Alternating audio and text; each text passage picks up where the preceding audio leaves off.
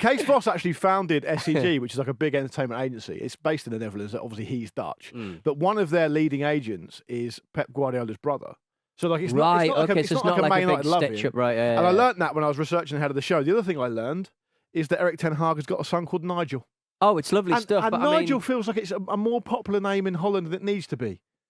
Nigel de Jong, correct. You know, yeah. That's the only one I can think of, but there's probably other ones. Well, making plans for Nigel. Yeah, there you go. Well, we always had you had your Jason Fergusons, your Mark Allardyces, Mark Redknapp, Matthew Francis. That's literally all we can say about them. All we can say is to list their names. That's all we can say. Darren Dean. That's all we can say. That's all we can say. But they all worked at agencies. But it's kind of like Ricky Lambert. If you want to learn more about that, you're going to need to do your own research. I very much enjoyed back in the day. Freddie Shepherd's son worked his agency role at either an office at St James's Park or the training ground. That's too close. That's too close.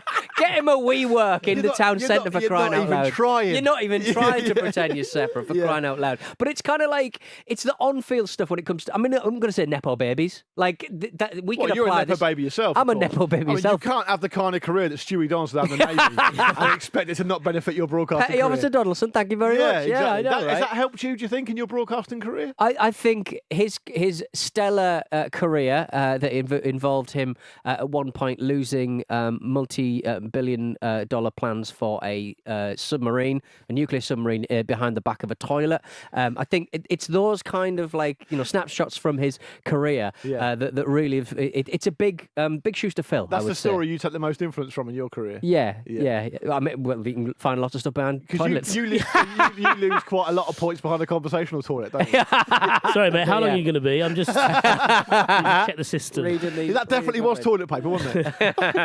But obviously, Nepo-Babies is something that we talk about quite a lot in films and media and stuff. But obviously, on field is where it gets quite disappointing for the football fan, isn't it? Because you've got these footballers who are sons or daughters of footballers, and then they can never be as good as what their father was. And here's the thing. Nepo-Baby situation in entertainment, as far as I know, is a conversational point because they are successful. Right? So they are household names. They're some of the biggest stars in Hollywood, etc., etc. The conversation across the football, is slightly different as far as that all of them seem to be essentially a massive disappointment. And I can't find a single one in the list that's actually doing an awful lot. I mean, Erling Haaland's got probably something to think about. Erling Haaland's the only one. Erling Haaland's the only one. The others are like Charlie Savage, who I understand is carving out a decent, professional career. Daniel Maldini, why is he playing attacking midfielder? For crying out loud. That's unacceptable. It's unacceptable. Kasper Schmeichel? Yeah.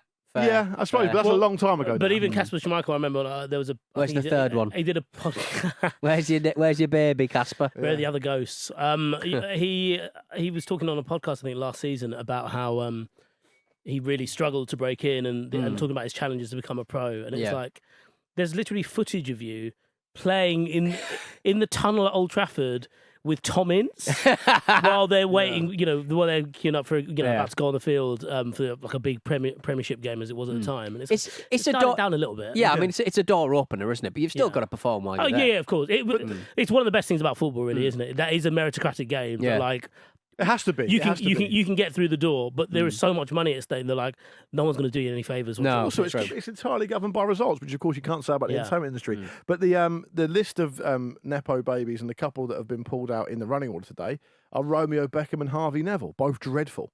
Yeah. So it's not like they're really pulling up any trees, relatively speaking, are they? No, true. Well, there's one less chef's job out there for Romeo Beckham because Rio Ferdinand's Italian botulism special. When he put that fucking raw joint of beef. Isn't that Brooklyn Beckham? Oh, is it Brooklyn Beckham? Yeah, Brooklyn, right. Sorry. Brooklyn's the photographer and chef. Yeah, exactly. Yeah. I will not comply with that. He also got into mixology and he made his favourite drink, which was a gin and tonic. What are you doing this week, Brooklyn? Cheers for watching another fantastic clip from the Football Ramble podcast. Make sure you click like on this video and subscribe to the channel, which means you will not miss a single upload.